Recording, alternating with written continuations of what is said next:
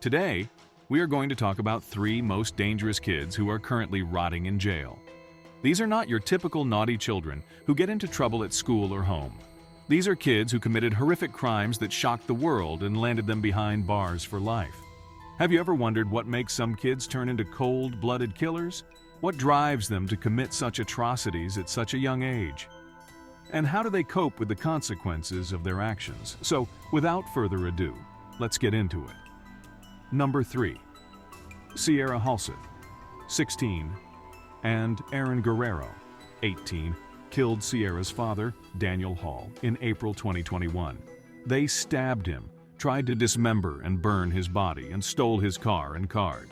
They fled to Salt Lake City to elope. Daniel Hall was a 45-year-old IT consultant and former musician. He had 3 children from his previous marriage with Elizabeth Halseth, a former Nevada state senator. Their divorce in 2012 was bitter, with claims of domestic violence and harassment from both sides.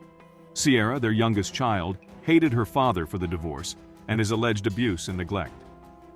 The 2 teens planned to kill Daniel Hall after he found out about their relationship and grounded Sierra. They stabbed him while he slept on his couch and cut his throat. The judge sentenced them to life without parole after 22 years. They confessed to the crime. Sierra seemed indifferent, while Aaron appeared guilty. Sierra read a letter claiming that her father was a drug addict and a pedophile who had sexually abused her since she was 6. The judge dismissed their statements as self-serving and inconsistent. She said they were lawless and dangerous. They had not only killed Daniel Hall, but also killed their own futures and hopes. Number 2. Back in 2015, something really terrible happened in Broken Arrow, Oklahoma, and it brought a family called the Bevers into the national spotlight. This heartbreaking event took the lives of 5 family members, but there were 2 young survivors who went through something really tough. When the police found the bodies of 5 members of the Bever family, it was a terrible moment. The big shock came when the older sister told the police that her own brothers, Robert and Michael, did these awful things. Robert was 18 years old at the time and Michael was 16. The police arrested them and charged them with doing terrible things to their family. During the trial, Robert said something really scary. He admitted that he wanted to become a famous criminal, which was why he did these horrible things.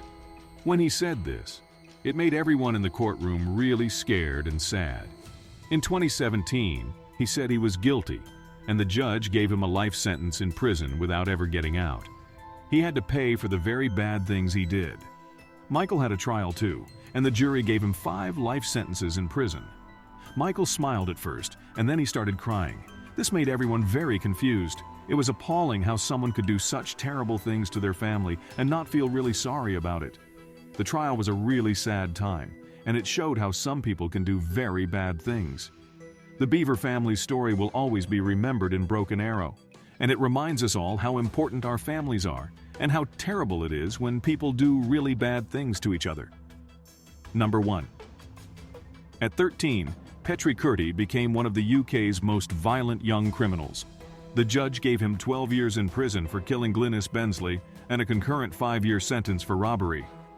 Zoheb Majid, Kurti's co-accused, got 10 years in prison and 7 years for robbery to run concurrently. CCTV showed his violence. He stomped on her face and ran to a park in Smithwick, West Midlands, where he bragged about the attack.